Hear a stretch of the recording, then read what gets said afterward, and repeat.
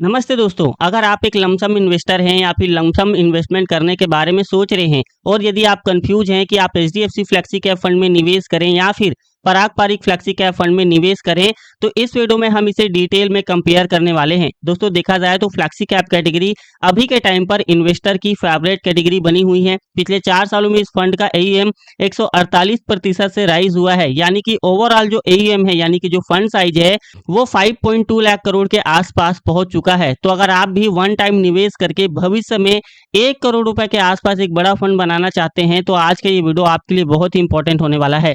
आज हम HDFC flexi cap fund versus Parag Parikh flexi cap fund का डिटेल में कंपैरिजन करने वाले हैं। दोस्तों हम इनके एयूएम के बेस पर, एज के बेसिस पर, benchmark returns, trailing returns, last 1 years, 3 years, 5 years, 10 years और since inception returns, year on year returns, rolling returns, expense ratio, alpha beta and Sharpe ratio और साथ ही दोस्तों होल्डिंग एनालिसिस के बेसिस पर डिटेल में कंपेयर करेंगे।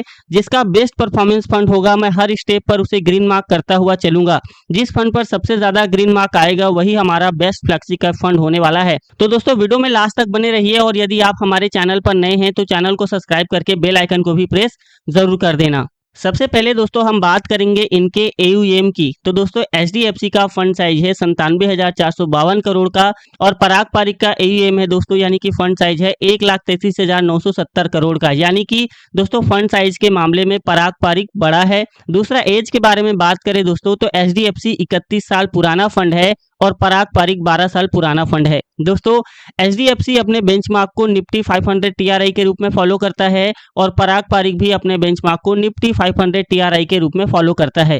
आइए अब हम एक कंपैरिजन करते हैं इनके ट्रेलिंग रिटर्न्स के बेसिस पर। तो दोस्तों वहीं पर यदि देखा जाए तो एचडीएफसी ने पिछले 1 साल में 18.77% का रिटर्न दिया है, पिछले 3 सालों में 22.56% तक का रिटर्न दिया है और पिछले 5 सालों में 19.87% तक का रिटर्न दिया है और पिछले 10 सालों में 18.22% तक का रिटर्न दिया है।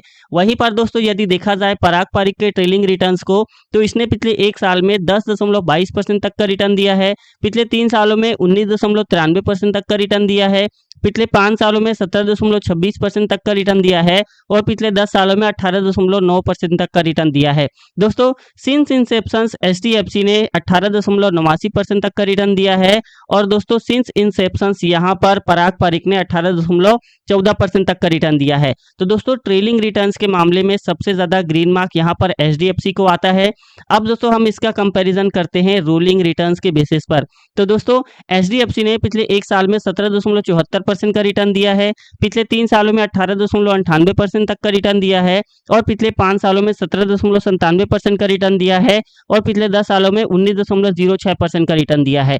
वहीं पर पराग पारिक का रोलिंग रिटर्न से दोस्तों पिछले 1 साल में 16.48%, पिछले 3 सालों में 18.48%, पिछले 5 सालों में 20.45% और पिछले 10 सालों में 20.53% का यहाँ पर देखने को मिलेगा। तो दोस्तों लास्ट 10 ईयर्स में पराग पारिक फ्लेक्सी कैप फंड ने सबसे ज्यादा रिटर्न जनरेट किया है, तो यहाँ पर एक ग्रीन मार्क इसको जाता है। आइए अब हम दोनों के एक्सपेंस रेशियो पर बात करते हैं। दोस्तों देखा जाए तो एचडीएफसी का जो एक्सपेंस रेशियो है वो रेगुलर प्लान में 1.34% का है और दोस्तों पराग पारिक का एक्सपेंस रेशियो है 1.28% का। दोस्तों ये जितना कम होता है उतना ही अच्छा माना जाता है, वैसे रेगुलर प्लान में ये थोड़े से ज्यादा ही देखने को आपको मिल सकते हैं। दोस्तों आइए अब हम इसके होल्डिंग एनालिसिस के बेसिस पर कंपेयर करते हैं। दोस्तों सबसे पहले हम बात करते हैं इक्विटी एलोकेशन की। पराग पारिक में लगभग 77% पैसा इक्विटी में है, जबकि एचडीएफसी में अराउंड 82% पैसा इक्विटी में है। मतलब एचडीएफसी थोड़ा ज्यादा अग्रेसिव इक्विटी एक्सपोजर ले रहा है। अब बात करते हैं दोस्तों डेप्थ एक्सपोजर की। पराग पारिक में करीब 14% पैसा डेप्थ एलोकेशन में है, वहीं पर एचडीएफसी में डेप्थ में सिर्फ 0.5% के आसपास है, यानी पराग पारिक थोड़ा ज्यादा डिफेंसिव कंफ्यूजन रखता है जबकि एचडीएफसी ऑलमोस्ट प्योर इक्विटी पे प्ले करता है। दोस्तों अब बात करते हैं कैश पोजीशन की। पराग पारिक के पास लगभग 5% पैसा कैश पे है, जबकि एचडीएफसी के पास काफी हाई है, अराउंड 15% पैसा कैश होल्डिंग पे है। ज्यादा कैश का मतलब क्या होता है, फंड मैनेजर मार्केट करेक्शन का वेट कर रहा हो सकता है ताकि सही वैल्यूएशन पर एंट्री ले सके।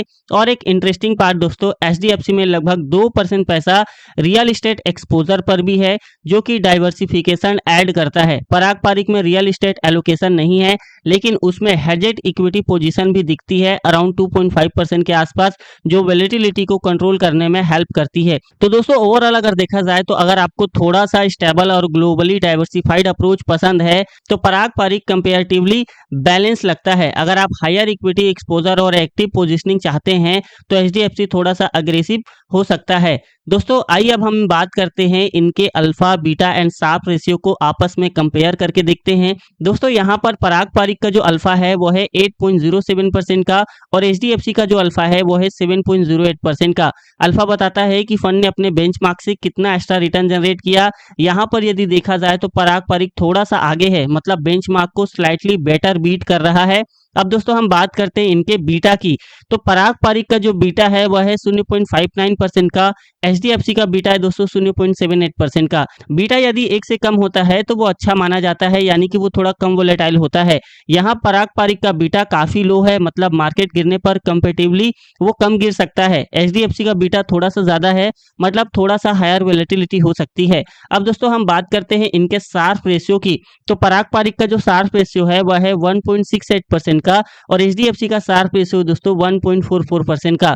शार्प रेशियो जितना ज्यादा होता है उतना ही रिस्क एडजस्टेड रिटर्न होता है, यानी लिए गए रिस्क के हिसाब से पराग पारिक ने बेटर रिवॉर्ड जनरेट किया है। दोस्तों ये नंबर्स बताते हैं कि Parag Parikh overall risk adjusted performance में थोड़ा सा स्ट्रॉन्गर और डिफेंसिव लग रहा है, जबकि एचडीएफसी एग्रेसिव अप्रोच के साथ एक्स्ट्रा रिटर्न चेस कर रहा है। आप मुझे कमेंट्स में बता सकते हैं कि अभी तक आपको कौन सा फंड सबसे ज्यादा बेटर लग रहा है। आइए दोस्तों अब हम एक कैलकुलेशन कर लेते हैं कि यदि आपने 50,000 रुपए लमसम निवेश किया तो दोनों में से किस फंड में सबसे ज्यादा रिटर्न प्रोवाइड हो सकते हैं। दोस्तों हम सबसे पहले एचडीएफसी का लेके चलते हैं और यहाँ पर हम एक्सपेक्टेड रिटर्न्स को 18.89% लेकर चलेंगे, जो सिंस इंसेप्शन इसने प्रोवाइड किए हैं। दोस्तों ये कोई फाइनेंशियल एडवाइस नहीं है, ये सिर्फ और सिर्फ एजुकेशन पर्पस के लिए है। तो दोस्तों यदि आपने 5 साल के लिए 50,000 रुपए लमसम निवेश किया तो लगभग फाइनल पैसे की वैल्यू हो सकती है 1,18,767 रुपए के आसपास, और यदि आपने 10 सालों के लिए किया तो लगभग फाइनल पैसे की वैल्यू हो सकती है 2,82,113 रुपए के आसपास।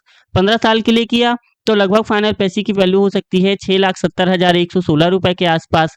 20 सालों के लिए किया तो लगभग फाइनल पैसे की वैल्यू हो सकती है 15,91,756 रुपए के आसपास, और यदि आपने 25 सालों के लिए किया तो लगभग फाइनल पैसे की वैल्यू हो सकती है 37,80,970 रुपए के आसपास, और यदि आपने 31 सालों के लिए किया तो लगभग फाइनल पैसे की वैल्यू हो सकती है 1,06,77,637 रुपए के आसपास। दोस्तों यहाँ पर आप देख सकते हैं अगर आपने एचडीएफसी में निवेश किया तो लगभग 31 साल में आप 1 करोड़ रुपए के आसपास फंड तैयार कर सकते हैं। वहीं पर यदि हम पराग पारिक को देखें तो दोस्तों यहाँ पर हम एक्सपेक्टेड रिटर्न्स जो सिंस इंसेप्शन इसने प्रोवाइड किए हैं 18.14% का, उसके हिसाब से कैलकुलेशन लेके चलेंगे। एंड अगेन दोस्तों ये वीडियो एजुकेशन पर्पस के लिए है, ये कोई भी फाइनेंशियल एडवाइस नहीं है।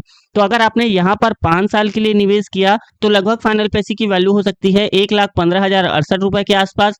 10 सालों के लिए किया तो लगभग फाइनल पैसे की वैल्यू हो सकती है 2,64,813 रुपए के आसपास। 15 सालों के लिए किया तो लगभग फाइनल पैसे की वैल्यू हो सकती है 6,09,431 रुपए के आसपास, और 20 सालों के लिए किया तो लगभग फाइनल पैसे की वैल्यू हो सकती है 14,02,521 रुपए के आसपास, और यदि आपने 25 सालों के लिए किया तो लगभग फाइनल पैसे की वैल्यू हो सकती है 32,27,707 रुपए के आसपास, और यदि आपने 32 सालों के लिए किया तो लगभग फाइनल पैसे की वैल्यू हो सकती है 1,03,67,473 रुपए के आसपास। दोस्तों यहाँ पर आप देख सकते हैं आप करीब 32 साल के पास में लगभग 1 करोड़ रुपए के आसपास फंड तैयार कर सकते हैं। तो दोस्तों आप मुझे कमेंट सेक्शन में बताना कि आपके हिसाब से कौन सा फंड सबसे ज्यादा बेटर साबित हो सकता है। दोस्तों मैंने जो जिस फैक्टर पे कैलकुलेशन और जिस फैक्टर पे मैंने कंपेयर किया है उसके अकॉर्डिंग आपको ये वीडियो कैसा लगा मुझे कमेंट्स करके जरूर बताना, और यदि आप हमारे चैनल पर नए हैं तो चैनल को सब्सक्राइब करके बेल आइकन को भी प्रेस कर देना। दोस्तों